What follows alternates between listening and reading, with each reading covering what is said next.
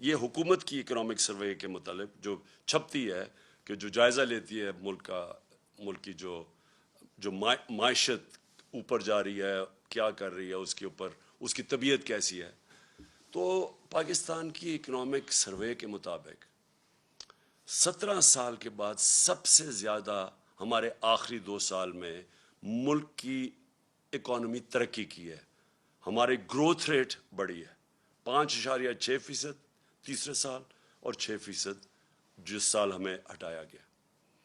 اس وقت ملک کی ساری جو انڈیکیٹرز تھے وہ صحیح طرف جا رہے تھے۔ سب سے بڑی چیز ہوتی ہے لارج سکیل مینوفیکچرنگ، آپ کی انڈسٹری۔ جب آپ کی انڈسٹری بڑھتی ہے تو سب سے زیادہ روزگار دیتی ہے۔ ہم نے ان ساری حکومتوں سے زیادہ کرونا کے باوجود سب سے زیادہ روزگار دیا تھا۔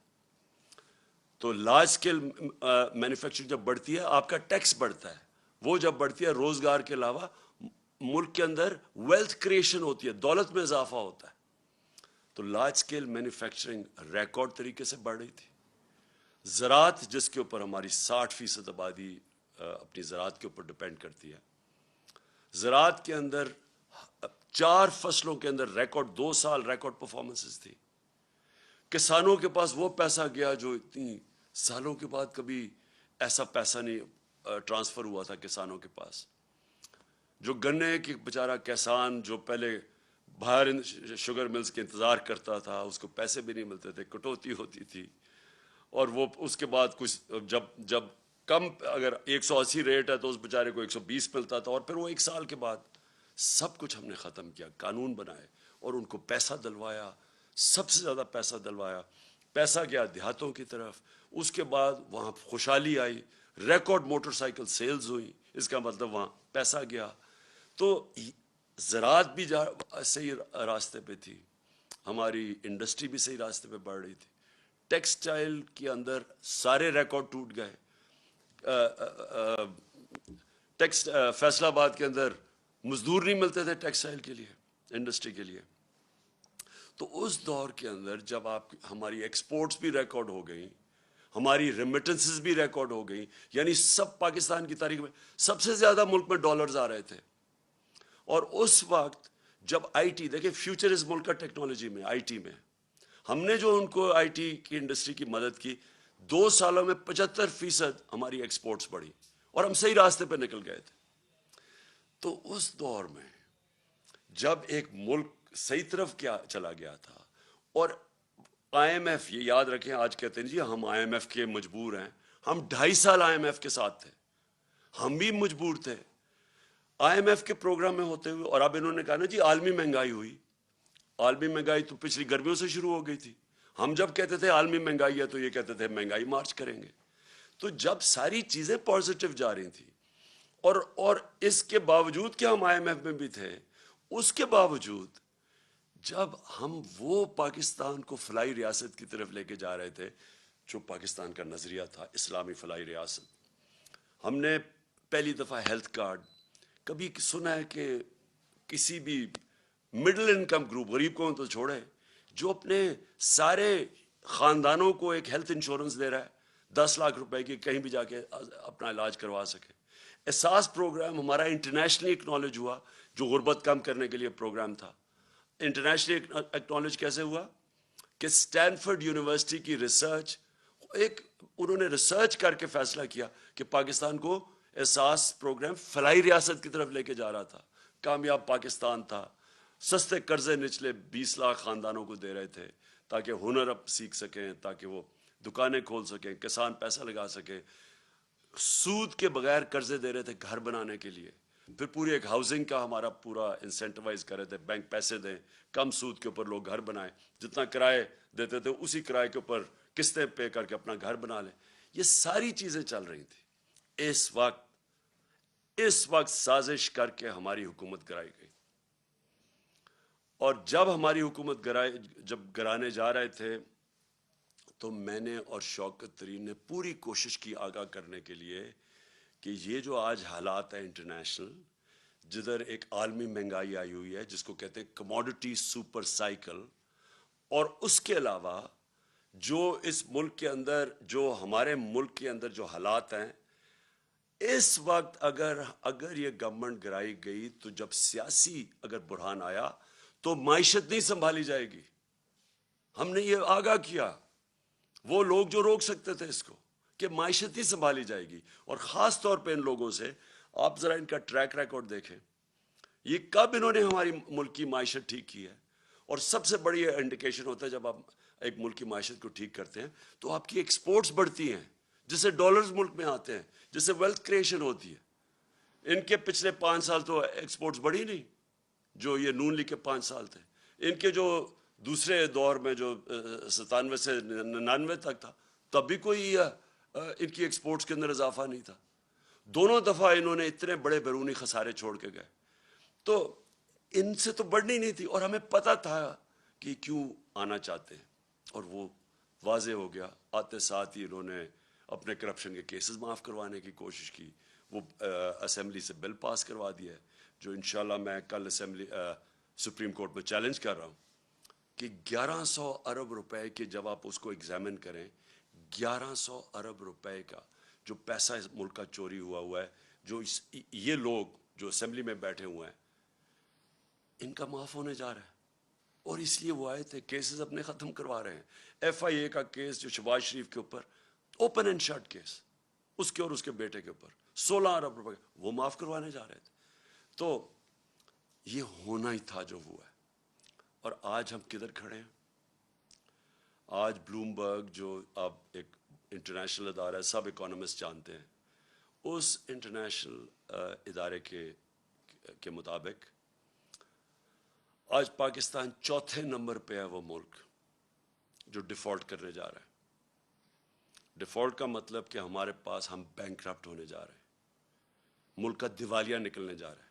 جس طرح سری لنکا جو نمبر 1 پہ ہے, جس طرح سری لنکا کا حال ہے, اب ہم 4تھے نمبر پہ آ گئے. اور موڈیز نے پاکستان کی نیگیٹو ریٹنگ کر دی ہے. موڈیز ہے جو ادارہ فیصلے کرتا ہے کہ ملک کے قرضے دینے کی اس کی کیا قابلیت ہے, قرضے واپس کرنے کی کیا قابلیت ہے. ہم جب تھے انہوں نے نیگیٹو سے اس کو پازیٹیو کیا تھا, آج وہ پھر نیگیٹو پہ چلی گئی ہے. اس کا مطلب کہ ہمیں قرضے بھی ملیں گے تو بہت مہنگے قرضے ملیں گے, اور وہ بھی ہمارے جو بانڈز ہیں ان کی اب قیمت دیکھیں کدھر سے کدھر گئی ہے. یعنی کس قیمت کے اوپر پاکستان کو اب قرضہ ملے گا. مجھے جو سب سے زیادہ خطرہ ہے وہ وابڈا کا ہے.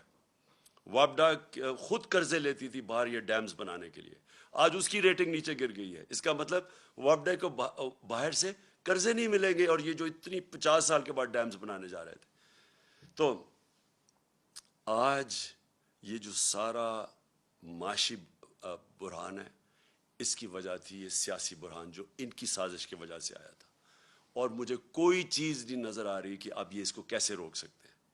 آپ یہ سوچیں کہ ریزروز ہمارے آدھے ہو گئے جب سے یہ آئے ہیں, جب سے یہ سیاسی بحران شروع کیا تھا اس سے اب آدھے ریزروز ہیں جو فارن ایکسچینج. روپیہ ہمارا گر کے تقریباً 28 روپے گر چکا ہے. اور سب سے خطرناک چیز یہ ہے کہ آئی ایم ایف کی اگریمنٹ کے سائن ہونے لگی ہے, روپے کو تو مضبوط ہونا چاہیے تھا, وہ مزید اور 10 روپیہ گر گیا.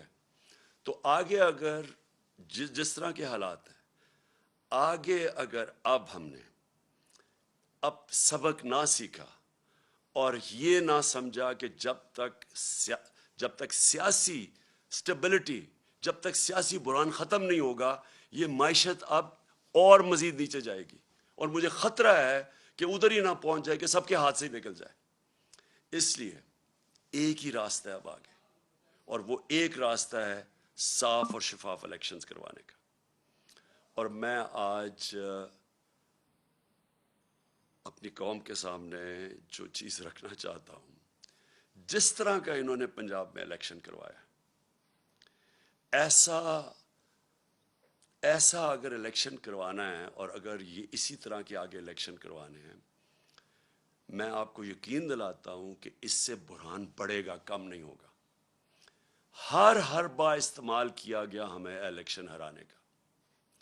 ساری جتنی پنجاب کی حکومت کے پاس جتنے بھی طریقے تھے ہمیں الیکشن ہرانے کے, انہوں نے سارے استعمال کیے.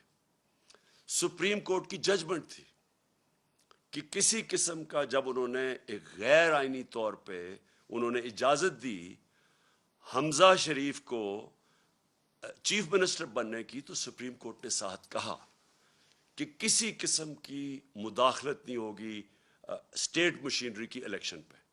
انہوں نے ہر قسم کی مداخلت کی. ایک تو اسٹیٹ مشینری پوری استعمال کی, ایف آئی آرز کاٹی, پولیس کے ذریعے ڈرایا دھمکایا گیا. ہر جگہ سے ہمارے پاس کمپلینٹس آئے کہ جو پولیس نے حرکتیں کی. کئی جگہ تھے ایسے پولیس آفیسرز, تو وہ میں آج داد دوں گا, وہ اس کے باوجود کہ ان کے اوپر پریشر ڈالا گیا کہ مدد کریں ان کو جتانے کی نون لیگ کو, اس کے باوجود انہوں نے ریزسٹ کیا. ان کو میں سلام کرتا ہوں. لیکن میرے ایک وہ یاد ہے مجھے جس پولیس آفیسر نے صرف یہی نہیں کہ انہوں نے مداخلت کی, وہ بلکہ نون لیگ کے جالے بن کے انہوں نے ہمارے خلاف ایکٹیویٹی کی. ہمیں ایک یاد ہے. سپریم کورٹ کی یہ وائلیشن تھی, کنٹیمپٹ تھا سپریم کورٹ نے جو ان کو کہا تھا کہ انہوں نے کسی قسم کی, کیونکہ یہ عارضی چیف منسٹر, یہ کیئر ٹیکر ٹائپ تھا, اس کا کام ہی نہیں تھا حمزہ شریف کا کہ جس طرح استعمال کرتا پولیس کو. لیکن مجھے جو سب سے زیادہ جو افسوس ہے وہ یہ چیف الیکشن کمشنر کے اوپر ہے. چیف الیکشن کمشنر نے جو بددیانت داری کی ہے, ایک تو اہلیت بھی اس کے اندر نہیں ہے. 40 لاکھ لوگوں کو انہوں نے ان کو پتہ چلا کہ جی وہ کوئی کمپیوٹر مسٹیک ہوئی اور مر گئے. کہیں دنیا کے اندر اور اگر یہ ہوتا 40 لاکھ ووٹر مر جاتے, اس کو ریزائن کرنا پڑتا. لیکن اس کے علاوہ اس نے پوری طرح شرکت کی نون لیگ کو جتانے کے لیے. ہم 8 ہمارے پاس کیسز ہیں, 8 کیسز ہیں جو ہم الیکشن کمیشن کے پاس گئے اور وہ جائز کیسز لے کے اس کے پاس گئے, اس نے ریجیکٹ کر دیے.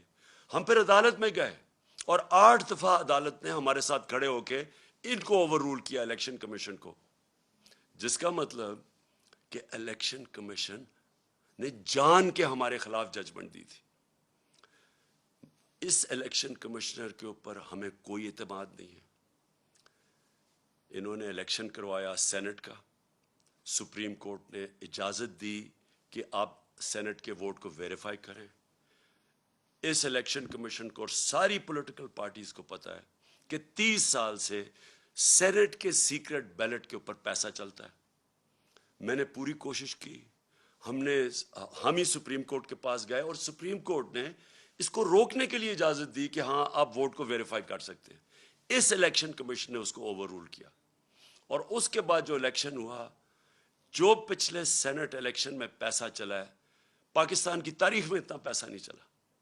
یوسف رضا گیلانی کا بھائی بیٹا پکڑا گیا پیسے دیتے ہوئے. اسی الیکشن کمیشن نے اس کو انویسٹیگیٹ کیا. 1.25 سال ہو گیا, کوئی ایکشن نہیں لیا اس نے.